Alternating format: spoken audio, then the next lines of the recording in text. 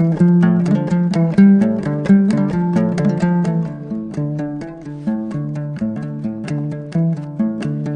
буын, орта, сосын бүк.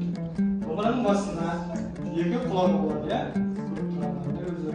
Домбыраның басына екі құлағы және мойнында кішкентай бөліктерде перне деп атайды.